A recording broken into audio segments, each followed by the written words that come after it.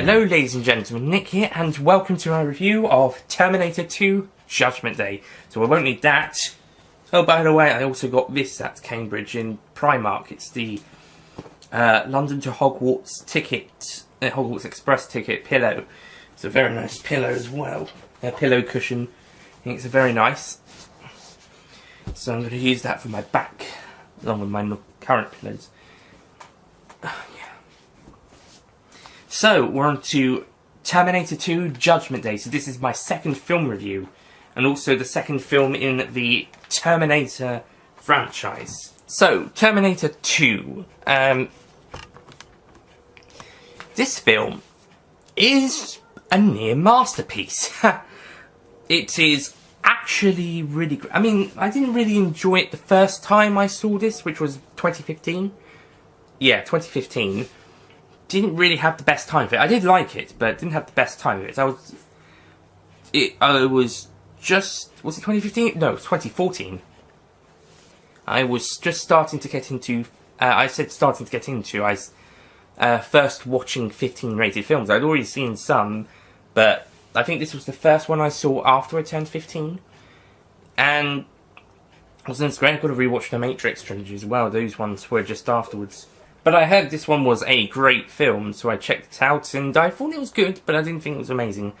I don't think I saw it again until April this year, after I'd gotten the Blu-ray as part of a competition, although I had wanted to check it out again and check out the rest of the series. But yeah, I checked out the film a few months after I won this in a CEX competition in December 2017, with it coming in January 2018.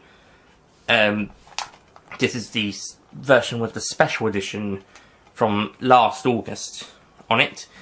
So yeah, checked out the theatrical cut in April, and it was bloody amazing. And I checked out the special edition version at the time of recording it was yesterday, Thursday the 30th of August, but when this goes up it'll be last week or something. And it was great. I really like this installment. I really enjoyed it a lot. So I'm going to check out the extended special edition in a couple of weeks / months to get a sense of what that's like. As it's only an extra 2 minutes, it's probably not much more than what I got in the special edition. And I think the special edition is the one that they played in cinemas last year with the 3D restoration. Possibly. I mean, they might have done the theatrical cut and the special edition, depending on the screening. And the extended special edition was just something bonus for the Blu-ray. Maybe the DVD, I'm not sure if the special edition and the extended special edition were on the DVD. But, oh well, I've got the Blu-ray, so it doesn't matter. Yeah, so the story of this one, as you probably be aware, is 11 years after the events of the first film. John Connor is a young boy. He's about 10 years old, and he's under threat from being terminated by the T-1000, played by Robert Patrick, in a really, really good role. He does a really great job in the role, and so the Resistance sends back a captured Terminator and reprogrammed him to protect John. And this Terminator looks like the one from the previous film. And they also have to break out Sarah from a mental hospital because she's been incarcerated there because they think she's mad. And that is one part of the story I wasn't so keen on. The mental hospital stuff. I can understand it for the plot, and it does make sense. There's some really cool scenes, and it's really well executed. I also think there's a bit too much police stuff in these first two films. I think there's too much of the police getting involved, and that's just minor problems. First film, it wasn't too bad because it had the amazing action scene at the police station. This film, you get the cool scene of Arnold's Terminator destroying the cars and vehicles. But other than that, after the mental hospital breakout, it's just really only one I really care about being there is Robert Patrick's Terminator. It's still disguised as a policeman, but and to have a really cool action scene. But other than that, they can just fuck off. Yeah, they're in every single film apart from the fourth one, of course, obviously. And they didn't really do anything apart from having Robert Patrick's character be dressed up like one, and also the really cool shootout scene in the previous film. Yeah, other than that, some really well written dialogue and characters, and the story is really great. And yeah, it's really well executed. I think James Cameron just excelled himself with this film. He did a great job with the first film, but he did an even better job with this one. And also really liked what he did with Aliens, but I'll get to that at a later point. I think Aliens is my favourite James Cameron film at the moment. Like I said, we'll get to that. I think this is a close second, though.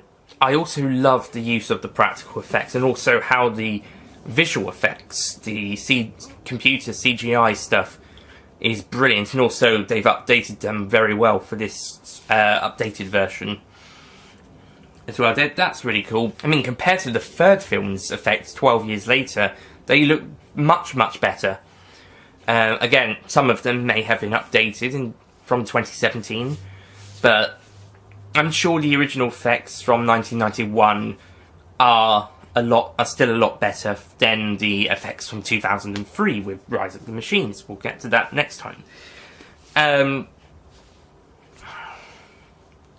So yeah, I'm not sure why, but they just are. Also, the practical effects are amazing. Probably even better than the first film. I'm loving the practical effects in these first two, especially in this one. And I'm loving how the use of both the visual, the CGI and practical effects work together in some really cool scenes. And there's also some really great character moments. And also I have to commend, I think that is positive, yeah, commend the special edition for giving us some more scenes with more character moments, like Sarah completely not trusting the Terminator, is prepared to destroy the CPU chip when they're trying to reprogram it a little bit. But John stops her, and later on she does trust him, so just before he goes down she gives him a handshake. So that's a nice little character development moment, just showing that Sarah now trusts the Terminator. She's trusting him throughout the film until the end, where she can definitely trust him. I think the character development in this film is also, for the other characters, also really great, especially for John and the Terminator's relationship. And it's, yeah, I mean, the first film's character development was good, really good, but it was a much better. It was the relationship between Kyle and Sarah in that film was really great, and I think that's something Genesis doesn't quite get when it comes to that film. But more on that when we get to there. In this film, it's mostly the relationship of John and the Terminator, as well as also John and Sarah. And I think they do a great job. Yeah. There's only a few kind of nitpicks, but that's just nitpicks. I think this is a really great film, really entertaining, and such a visual pleasing for the eye. This is easily my favourite of the Terminator films. I had checked out all the other ones, but the first one beforehand, and yeah, after watching the first one, I was like, yeah, this is definitely the best. So don't be surprised when the ranking comes along that number 2 is my favourite, and the ranking might actually come next year, because apparently Terminator 6 might be next year. There might be an updated ranking after that to include that as well. But out of the first 5, number 2 is easily the best, and it's such a visual, pleasing movie. It's so much entertainment and so much fun, and just masterfully well done. I've only got kind of a few nitpicks, but some of them are story-based, and the rest are just personal. Doesn't really detract from the film's story or from the execution, it's just some minor niggles. Everyone's got minor niggles on some films, even ones they consider perfect. And I think this one, I don't think it's 100% perfect, but I think it's very close. I think it's in the 90%. So that, I don't think it's quite deserving of a 10 out of 10, like some 90%, nearly 90%, 90 to 99% perfects are. But I do think it's a very great film. So I'm going to give it a very high 9 out of 10.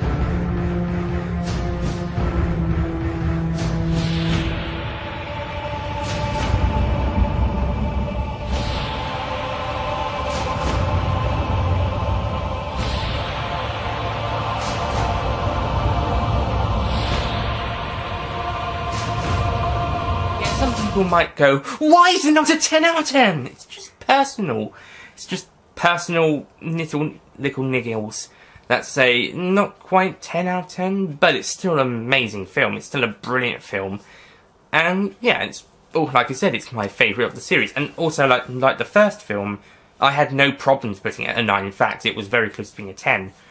I suppose if I was to put those niggles aside, on a film execution-wide, it probably would be a 10. But this is always a subjective review and reviews and rankings and stuff. So a 9 here. However, it's a higher 9 than the first film, as that was closer to an 8 as opposed to closer to a 10. 9 out of 10. So yeah, that's my review of Terminator 2. Next time I will be reviewing Terminator 3, Rise of the Machines, after Doctor Who The Aztecs. So, next is The Aztecs, and then it's Terminator 3. Okay, I'll thank you for watching, and I'll see you guys next time. Goodbye.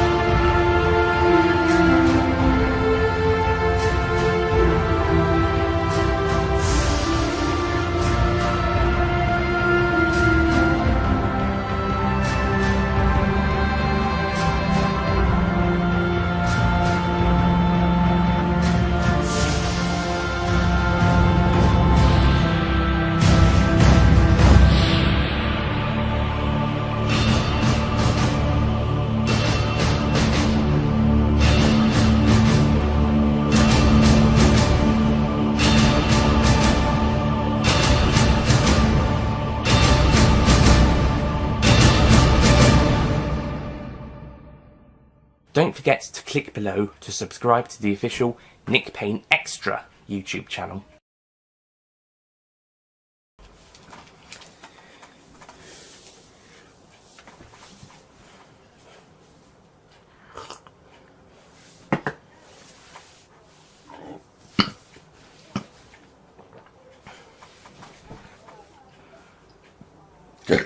Excuse me. This film, you got some really cool shots of the Terminators fighting each other, or... hang on, no.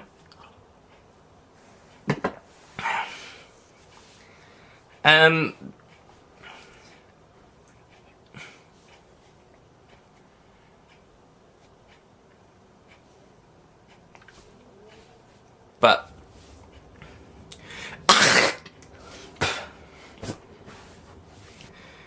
there might be an updated ranking for that. Oh. Excuse me.